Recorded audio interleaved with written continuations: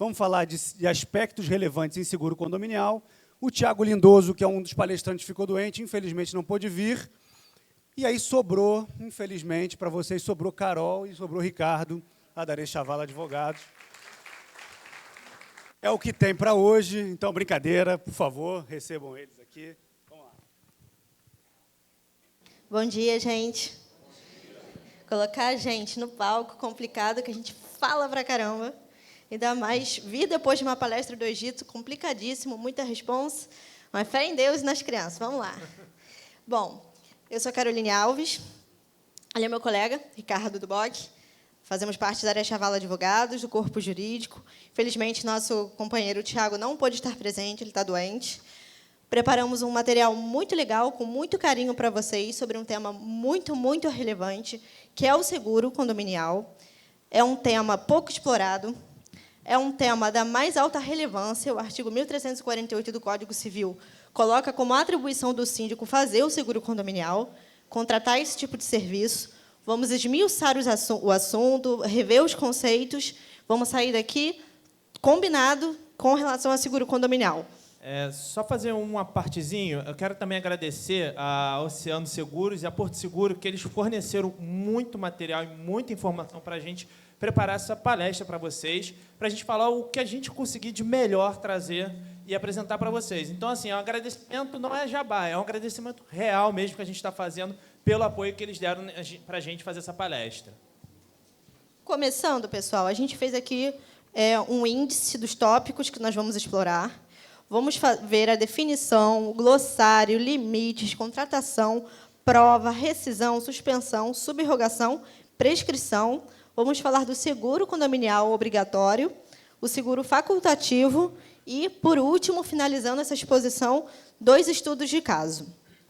Bom, a gente vai começar falando da definição do contrato de seguro, que está no 757 do Código Civil, que diz: pelo contrato de seguro, o segurador se obriga, mediante o pagamento do prêmio, a garantir interesse legítimo do segurado relativo à pessoa ou à coisa contra riscos pré-determinados. A gente faz esses destaques porque são as palavras-chave do contrato. A primeira é o segurador, que é a empresa que faz esse seguro, ela tem que ser registrada na SUSEP. Depois, a gente vai falar... O outro ponto importante é prêmio. Prêmio é o valor que o segurado paga. Muita gente confunde com indenização, mas o prêmio é o valor que o segurado paga pelo seguro. Interesse legítimo. A gente só pode ter seguro de algo que seja lícito. Eu, por exemplo, não posso fazer seguro para segurar uma carga proveniente de tráfico de drogas. Agora, o seguro condomínio ele é não só lícito, como também é obrigatório. Os outros seguros facultativos são lícitos, por isso pode existir. O seguro ele pode ser sobre pessoa ou coisa, por exemplo, o seguro de vida, o seguro saúde são para pessoas, o seguro condominial é o seguro de coisas, eles têm pequenas diferenciações. O risco pré-determinado é porque o segurador ele tem que conhecer os riscos que ele está assegurando. Eu não posso ter riscos posteriores e sem uma anuência incluir na apólice. Continuando, gente, beneficiário, ele é o diferente, ele não necessariamente tem coincidência entre o segurado e o recebedor da indenização. Só pensar no caso de seguro por morte, por exemplo, né? Faço um seguro no qual a beneficiada com a minha morte é, por exemplo, a minha mãe. Então, nem sempre há uma coincidência na pessoa do segurado com o recebedor da indenização. O bônus, ele é um benefício que pode existir no contrato de seguro para o caso de não ocorrer sinistro, né, vários sinistros, ou pelo menos a diminuição do risco ao longo da execução do contrato. É um benefício que o segurado recebe por adotar qualquer comportamento, qualquer atitude que vise a diminuir a possibilidade de ocorrência do sinistro, né? A franquia é a coparticipação do segurado. Os salvados são aqueles bens que se resgata durante ou após a ocorrência do sinistro que ainda possuem valor econômico. O segurado ele tem a obrigação legal de minimizar os impactos advindos do sinistro. Então, os salvados são o símbolo, né, dessa obrigação do segurado. O sinistro é, né, o evento danoso coberto pelo seguro. Pode passar o slide. A gente vai falar agora um pouco que o seguro ele tem alguns limites. Ele não é indeterminado. O primeiro limite que a gente fala é o limite da indenização. Uma coisa que é importante esclarecer é que seguro ele não pode ser lucrativo. Ele tem que cobrir exatamente o prejuízo que você teve. Eu não posso, por exemplo, fazer com mais de uma seguradora e receber a indenização de mais de uma seguradora para o mesmo evento danoso e auferir lucro com isso. Só por o caso de pessoas, né? O caso de seguro de pessoas, isso não ocorre porque, na verdade, você não tem lucro com a morte de alguém. Você tem uma compensação. Então, se você vai segurar um objeto ou um condomínio, por exemplo, só pode haver um contrato. Se você for fazer um seguro pessoal, pode ter mais de um, porque a vida não é quantificada monetariamente. É basicamente essa lógica. E, assim, outro ponto importante é o limite da indenização que consta na sua apólice é um limite que a seguradora vai até tal valor. Por exemplo, se o sinistro foi de 150 mil, mas o limite da indenização é 100, a seguradora vai pagar até 100. Agora, se, por exemplo, o sinistro for menor que o limite, a seguradora só vai pagar o valor que ficou menor. Por isso que o questionário é muito importante, porque é no questionário que vai estar a limitação do seu risco, do valor que você pode receber na ocorrência de um eventual sinistro. Por isso, muito cuidado no preenchimento e na submissão do questionário, porque ali é como se fosse a constituição do seu contrato de seguro. E falando do questionário, a gente vai também para a questão esmiuçando melhor a questão do risco pré-determinado. Por que o risco tem que ser pré-determinado? Ele é um contrato em que eu vou ter conhecimento do que eu quero segurar, mas não tenho conhecimento de quando vai ocorrer e se vai ocorrer. Então, por isso, eu tenho que também ter, nesse questionário, muito claro o que pode agravar meu risco, o que pode diminuir meu risco, para a seguradora ter noção do que ela está assegurando, ela poder formular o prêmio, qual o limite da sua indenização e tudo mais. Pode voltar só um slide, por favor? Continuando aqui. Então, assim, a gente tem situações, por exemplo, se eu omitir informação no questionário, eu sou obrigado a pagar o prêmio, mas a seguradora não é obrigada a me segurar porque eu omiti uma informação relevante.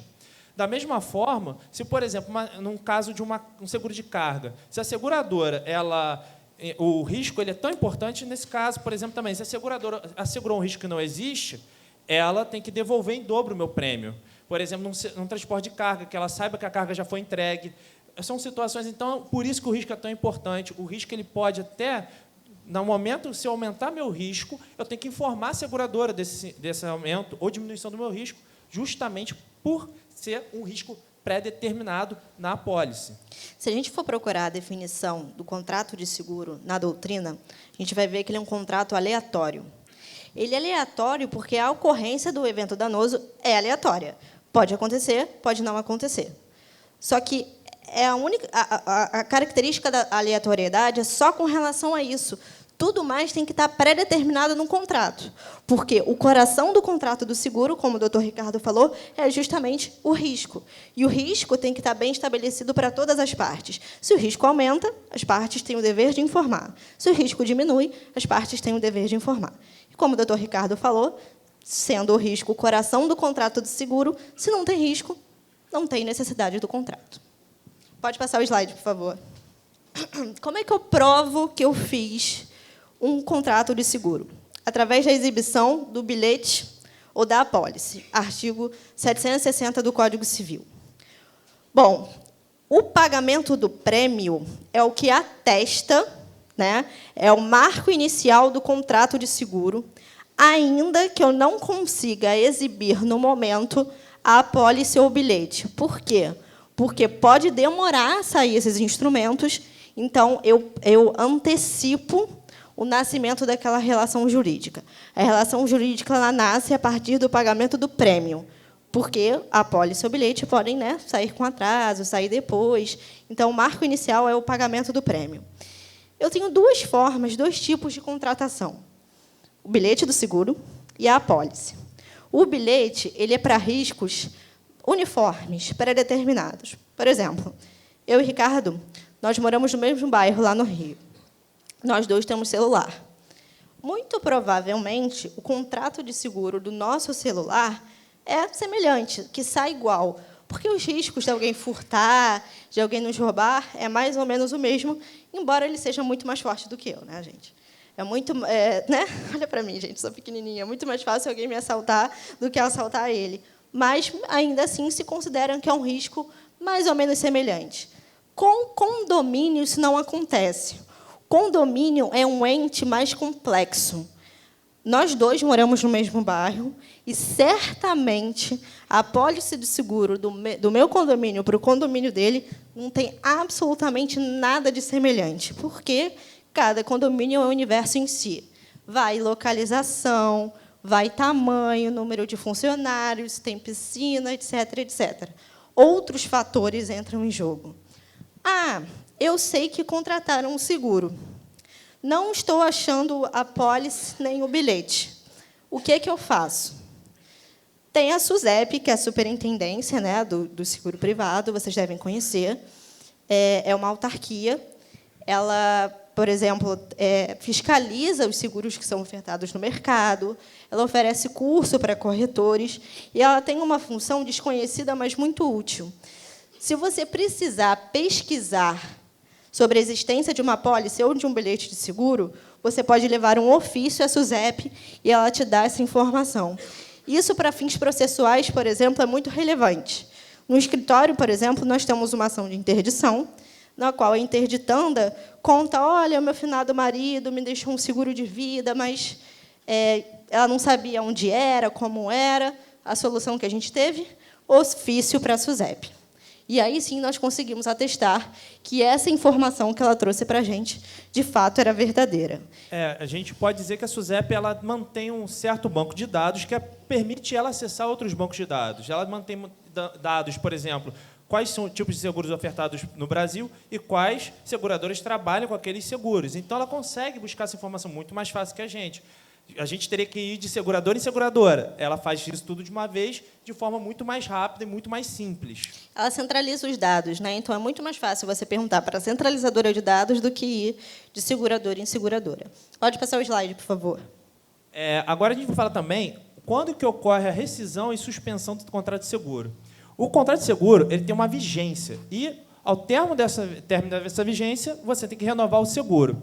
O Código Civil ele permite que você renove o seguro uma vez automaticamente. Depois dessa uma vez automática, como os riscos podem aumentar ou diminuir por adotar novas tecnologias dentro do condomínio, aumentar o número de funcionários, ou ver alguma redução, aumentar o que ser considerado uma área de risco, ou melhorar a segurança no local, eu tenho que submeter uma nova aprovação dos meus novos riscos. Então, por isso que é só uma vez automática. O resto tem que ser, de novo, avaliado o risco através do questionário. E outro fator importante é a inadimplência. O artigo 763 do Código Civil, ele suspende a apólice de seguro quando eu estou inadimplente. Só que o que entende o STJ sobre esse artigo? Ele tem uma súmula, que é a súmula 616, que fala, apesar do Código Civil dizer que a inadimplência ela suspende o meu seguro, eu, antes, seguradora, eu tenho que informar ao segurado que ele está inadimplente. É pelo dever de informação que ela tem que fazer isso. Outro ponto importante também, na questão do contrato de seguro, é que a seguradora, quando ocorre o sinistro, ela tem direito, ela não fica no prejuízo. Ela pode depois ir atrás do causador do dano, ela subroga no direito para buscar a reparação do prejuízo. Vamos supor, houve uma mudança na tensão que queimou o elevador do condomínio. O condomínio aciona a seguradora indeniza, e depois a seguradora vai atrás no caso aqui seria a Enel, né, que causou o dano, e ela poderia pedir essa reparação à Enel. E vamos a um último ponto dessa parte geral dos seguros, que é a prescrição. Ela é de 1 ano, mas ela conta a partir de 2 momentos. O primeiro momento a partir do sinistro, eu tenho 1 ano para pedir à seguradora que me pague a indenização. Remeti dentro desse 1 ano, pedido de indenização. Se a seguradora negar, aí, de novo, eu tenho a prescrição de 1 ano a partir da negativa dela. Eu vou dar aqui 2 exemplos, voltando só um pouquinho ao que o doutor Ricardo falou no início do slide, sobre aumento e diminuição do risco. Aumento do risco, a gente pode pensar na situação, por exemplo, de um vazamento no corredor. Eu sei que o corredor está com vazamento, está caindo água, está escoando água pelo corredor, e eu, na tentativa de minimizar esse dano ou esse risco, impeço que a água escoe para o vão do elevador, por exemplo. No caso de aumento, no caso de diminuição do risco, a gente tem que estar atento para o seguinte. Puxando a sardinha para o meu lado, que é do direito da tecnologia, ano que vem começa a entrar em vigência a Lei Geral de Proteção de Dados. Não sei se é do conhecimento da maioria dos senhores. Dando uma rápida explicação, a Lei Geral de Proteção de Dados ela visa organizar a forma como dados pessoais e sensíveis da população têm que ser tratados não apenas por órgãos oficiais, mas por intermediários, por exemplo, condomínio. Quando chega alguém querendo fazer entrega no meu prédio, por exemplo, a gente tem que anotar o nome da pessoa num caderninho de ocorrência e pegar a identidade. Isso são dados de um cidadão. E, a partir da entrada de vigência, né, da Lei Geral de Proteção de Dados, no ano que vem, tirar foto eu fico nervosa, gente, desculpa. O condomínio vai ter que criar um mecanismo para operacionalizar e proteger esses dados que vão entrar em contato com ele. Então, o síndico, que é o representante legal do condomínio, vai ter que criar um sistema para que os dados, tanto dos moradores quanto desses terceiros, sejam protegidos e catalogados de uma forma segura. Isso é um aumento do risco. Talvez isso comece a ter impacto, por exemplo, no seguro do condomínio. Porque, se um terceiro, mal intencionado, angariar esses dados com uma intenção que não seja das melhores, talvez venha uma responsabilidade civil em cima do condomínio. Isso não é um cenário muito distante. Já está acontecendo. Essa semana, no início dessa semana, o presidente da República ele já assinou, autorizou a centralização de dados pessoais do cidadão em uma central única. Então, a gente está caminhando para esse futuro. Vamos chegar lá. A proteção de dados é de responsabilidade não só de órgãos governamentais, mas também de órgãos e atores privados, como o condomínio. Se essa informação é nova para os senhores, eu acredito que não seja, porque vai sendo vinculada já há algum tempo, procurem. Lei Geral de Proteção de Dados. Então, assim... A pergunta é no final. Só complementando, então, por exemplo, ano que vem a gente já tem um aumento do risco, por isso que eu não posso fazer uma renovação automática, que eu tenho que avaliar um novo risco que existiu e, por isso, que tem que submeter um novo questionário. Pode passar o slide, por favor. Então, o seguro condominial, que é o cerne dessa palestra. O seguro é obrigatório pelo artigo 1346 do Código Civil. Eles têm algumas coberturas básicas, risco de incêndio, dentre outros. O incêndio é mais ou menos o principal. A gente pode falar aqui do risco da destruição. A Lei de Condomínios e Incorporações, que é a Lei 4.591 de 64, no seu artigo 16, fala o seguinte: se tiver uma destruição acima de 2/3 no condomínio, tem que se convocar uma assembleia. E para que serve essa assembleia com finalidade especial? Ela serve para os moradores se organizarem e decidirem, frente a essa destruição total acima de 2/3, se eles optam pela reconstrução do espaço que foi destruído ou se eles vão receber indenização pela fração ideal. A fração ideal ela é um instrumento que, muitas vezes, as pessoas passam por cima, não dão muita atenção. A fração ideal serve só para dividir as cotas condominiais. Não. A fração ideal serve para muitas outras coisas e, dentre elas, estabelecer a prioridade na hora de receber esse tipo de indenização. Nós temos no escritório um caso no qual os proprietários da cobertura, pela fração ideal maior, pagam uma cota condominial maior. O critério da fração ideal é o critério legal. Então, ele é reproduzido com maior facilidade pelas convenções de condomínio. Então, muito provavelmente, no seu condomínio, o critério é esse. E, nesse processo, os proprietários da cobertura que têm fração ideal maior e cota condominial maior estão dizendo que esse critério é injusto, que eles utilizam o condomínio da mesma forma que os demais condôminos e, por isso, eles são prejudicados pelo pagamento dessa cota condominial maior. No entendimento deles, a fração ideal não serve para nada. Só que não é bem assim.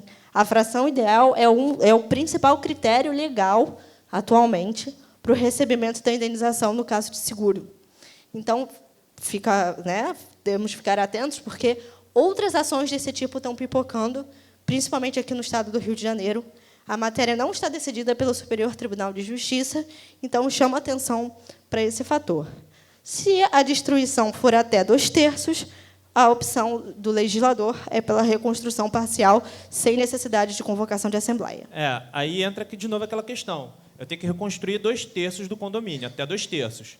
Vamos lembrar, se a indenização superar o valor dessa reconstrução, a seguradora ela só vai me limitar ao que eu preciso para reconstruir. Ela não vai me pagar o valor todo. É bom sempre lembrar que existe essa questão que o seguro ele não lucra. Ou seja, se eu tenho um saldo maior, esse saldo deve voltar para a seguradora. Aqui a gente também vai fazer um pequeno à parte, que existem alguns seguros condominiais que eles não são obrigatórios de contratação, são facultativos, são coberturas extras que eu posso ter. E os mais comuns, a gente fez essa pesquisa, que são contratados, são os seguros de danos elétricos, que aí entra aqueles casos, por exemplo, houve oscilação na tensão, queimou um elevador, uma bomba, caiu um raio, qualquer alteração de energia estática, o condomínio ele pode contratar esse tipo de serviço. E é muito comum, principalmente como a gente deu o exemplo, que tem oscilação de tensão, queima o elevador.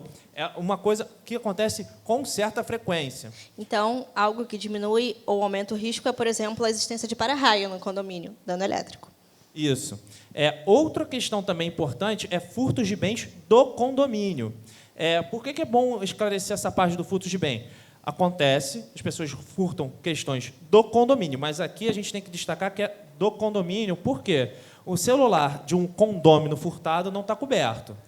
Agora, o que é importante também ficar atento na sua apólice ou nas condições gerais, tem que estar definido o que é furto. O STJ entende que, se eu não tenho essa definição muito clara, entende-se que qualquer modalidade de furto está coberto pelo seguro. Alguém aqui já teve celular roubado ou furtado? Triste, né? Dói. Quando você vai pedir indenização junto à seguradora, eles geralmente se negam a pagar o prêmio se o furto não for qualificado. O cidadão médio, ele, por mais que ele tenha acesso à lei, ele não tem na cabeça pré-definido o que é um furto qualificado.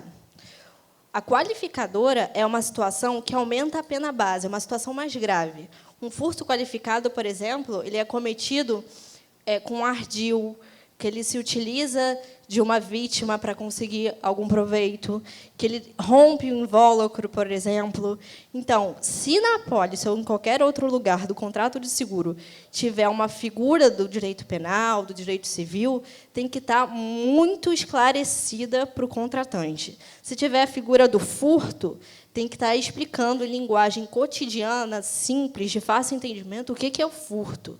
Se tiver furto qualificado, não basta reproduzir o texto da lei, porque é confuso. É confuso, às vezes, até para a gente.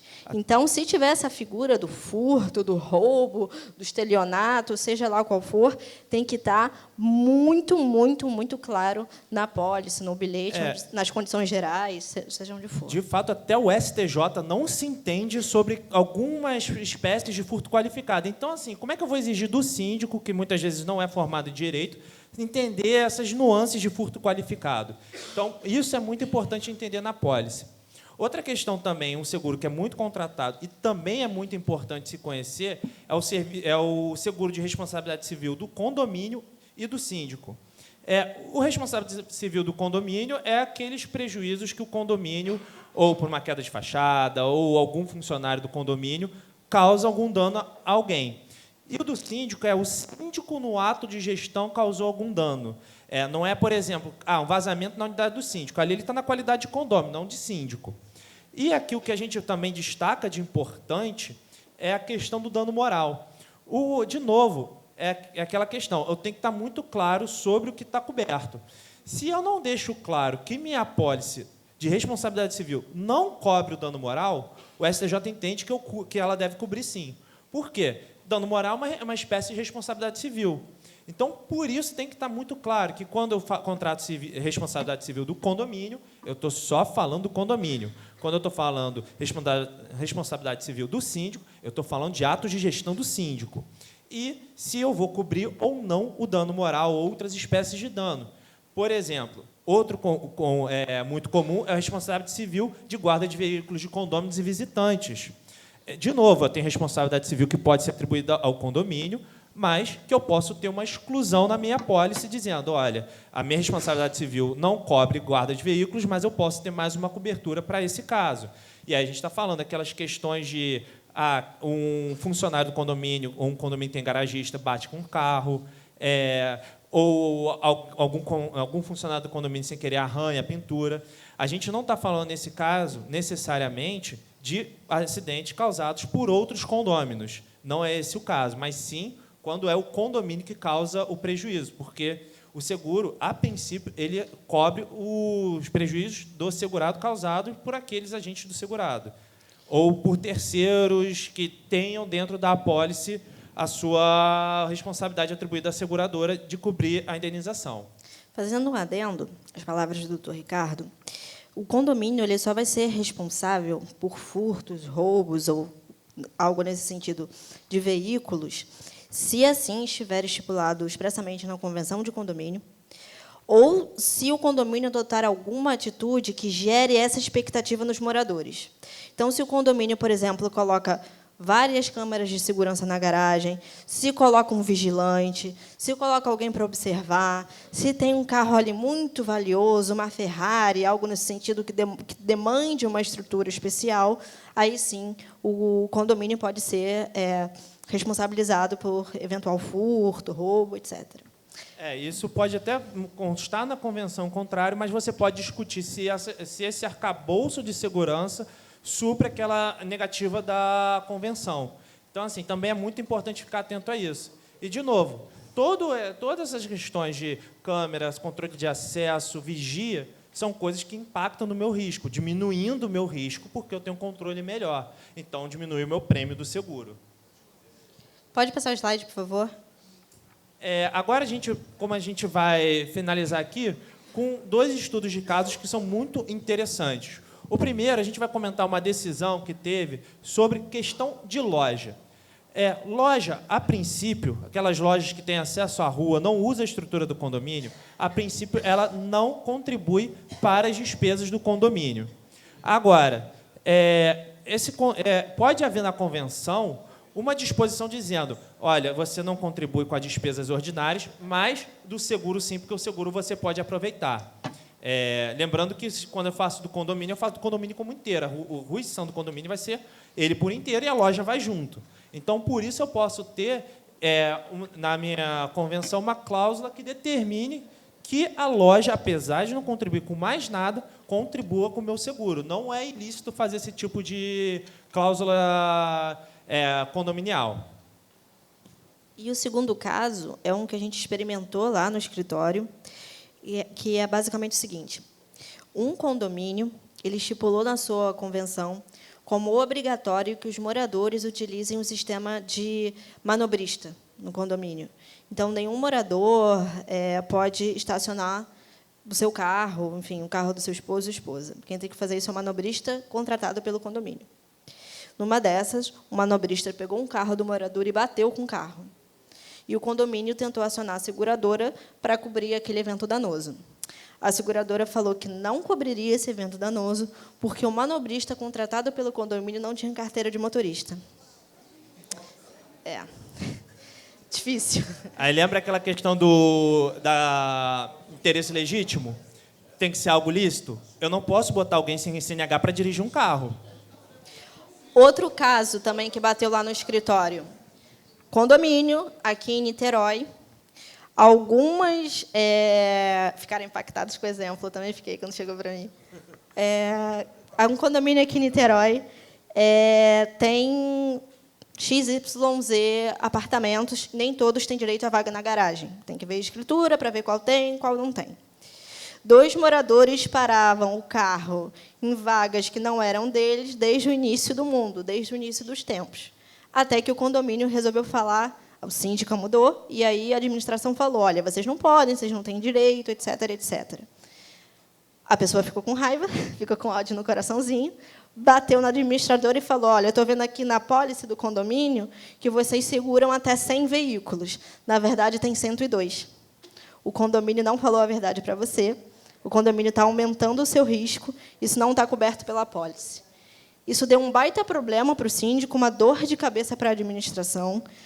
É uma situação que aumenta o risco, assim como o manobrista sem a carteira de motorista. É um exemplo que parece trivial, que parece bobo, corriqueiro até, mas demonstra como a gente tem que estar atento no momento do preenchimento da proposta, porque isso vai definir todo o resto, vai definir até mesmo se a administração vai se submeter a uma ação de responsabilização civil e criminal, porque fraude, isso pode ser tido até como estelionato, né? Assim, só lembrando, fazendo o último ponto aqui, é que a questão é, o seguro ele é feito com base num cálculo atuarial. O cálculo atuarial é um cálculo que ele leva em consideração exatamente todas essas nuances. Então, por isso que, no caso, 2 veículos a mais, mas são só 2 veículos. Mas isso, no final do meu cálculo, impacta de uma forma assim, pode impactar de uma forma muito grande, justamente porque, às vezes, aqueles 2 carros não comportam dentro de uma estrutura e isso pode aumentar meu risco de uma forma muito maior do que eu imaginava. Então, por isso que as informações do questionário têm que ser muito precisas. A gente sempre está batendo nessa tecla das informações precisas nos questionários e do aumento do risco e a lisura na hora de passar o risco, justamente porque isso pode causar um prejuízo para o síndico, para o condomínio, enorme, porque pode acabar não sendo coberto pela sua apólice e tendo que arcar com um prejuízo muito grande. Por exemplo, num caso do condomínio que bota um garagista sem CNH. Não tem como você assumir esse risco, você bota alguma pessoa que não tem condições de dirigir um carro. E olha o prejuízo que agora vai ter. Imagina se é um carro de luxo, uma Mercedes, uma BMW. O prejuízo de 300, 400 mil que o síndico assumiu. Então, é por isso que é importante a gente estar fazendo esse estudo de caso, porque ele ilustra situações que são reais e situações que acontecem, muitas vezes, mais do que a gente imagina. Certo? Outros exemplos também que a gente pode pensar no dia a dia do condomínio. Limpeza de caixa d'água. A legislação fixa a periodicidade em que a caixa d'água tem que ser limpa. Botão do pânico em piscina, que acima de determinada metragem precisa ter botão de pânico, além do guardião. Então, o síndico tem que estar muito atento. As diretrizes legislativas são várias e tudo isso, por mínimo que seja, pode aumentar ou diminuir o risco, impactando assim um contrato de seguro. Mais alguma coisa, Ricardo? Não, agora eu acho que a gente encerra, abre para perguntas. Pode mudar o slide, por favor? Mudou. Obrigada. Mudou. Aqui está a nossa Caroline Alves. Eu sou o Ricardo Bock. Infelizmente, o Thiago Lindoso não pôde comparecer, ficou doente. E agora a gente vai abrir para mais perguntas. E eu agradeço muito a atenção de vocês. Muito obrigado pela presença de todos. Gente, eu quero palmas. Por favor, palmas. Muito obrigado. Agora fiquei mais feliz ainda com a presença de vocês. Sexta-feira de manhã eu quero palmas, gente. Pode fazer, por favor.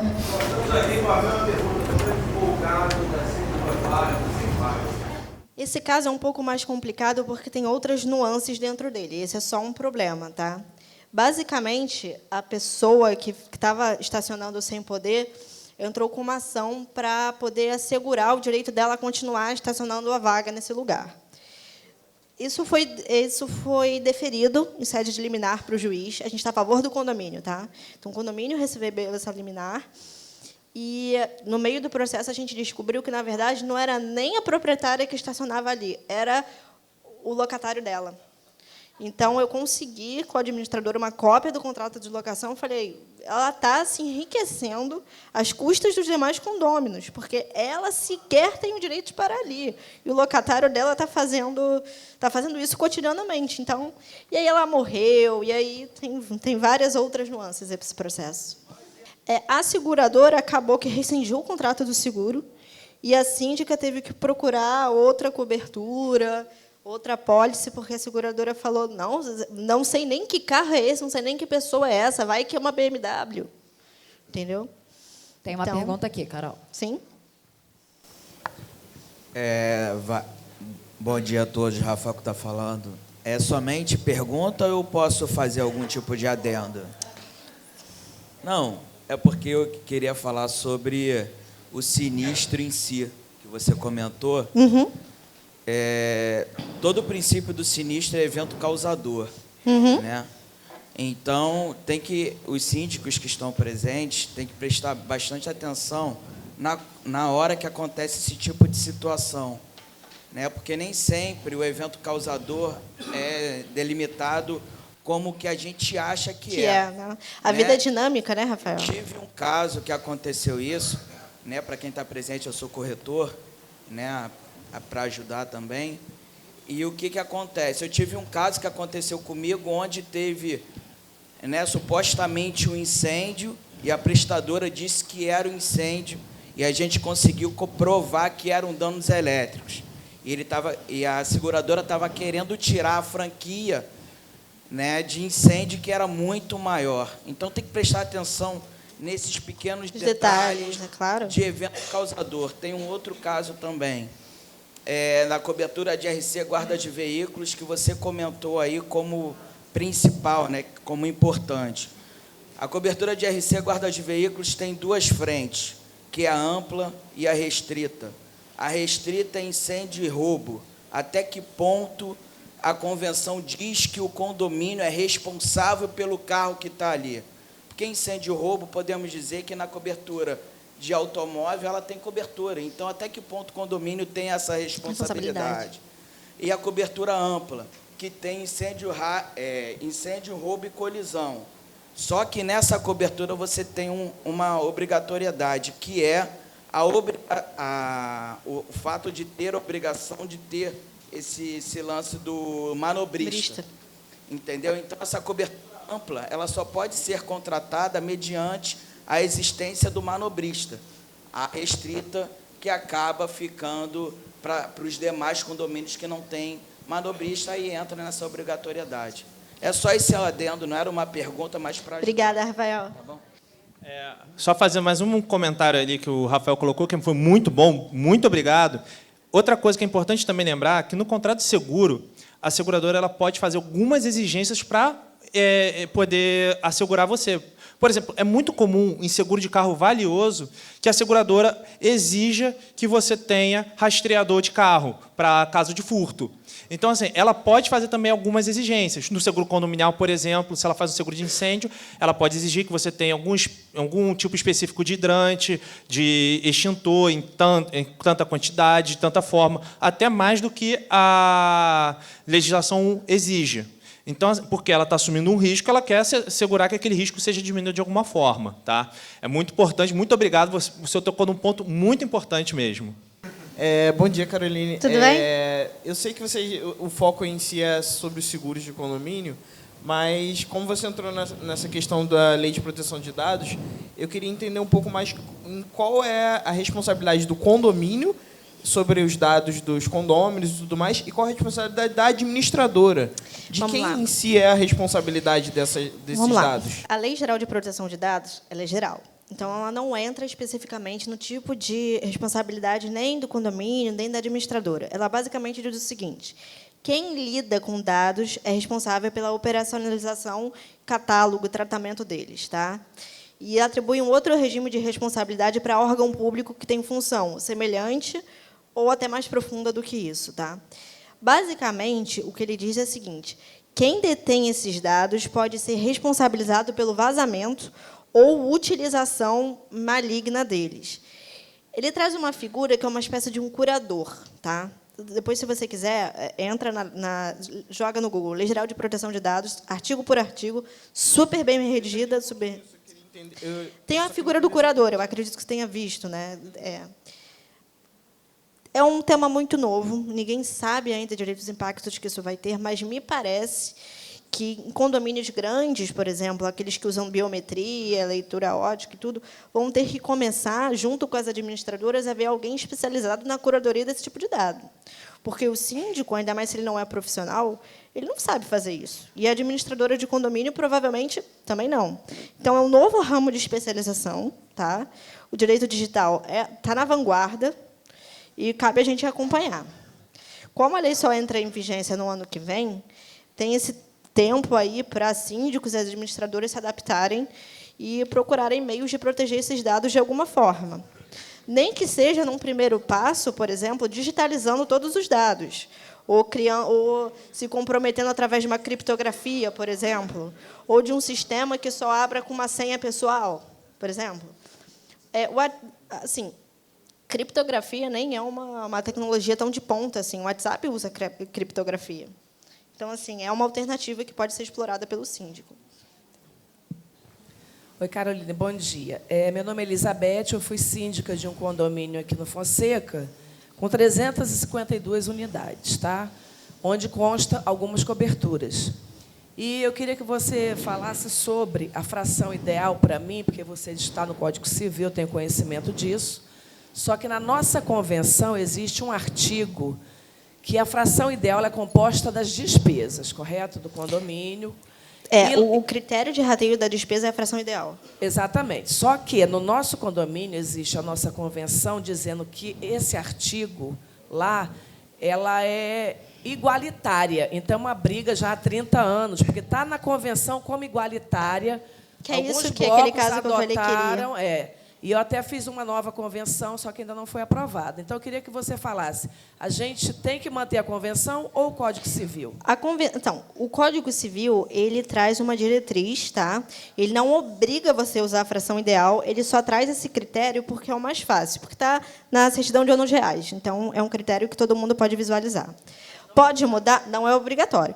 Pode mudar? Pode. Faz uma assembleia, muda a convenção e pronto. Tem que ser mantida. Ela prevalece, claro. Ela prevalece até que seja mudada, né? Até que, por uma assembleia específica, ela seja mudada. O quórum de 2/3, exatamente.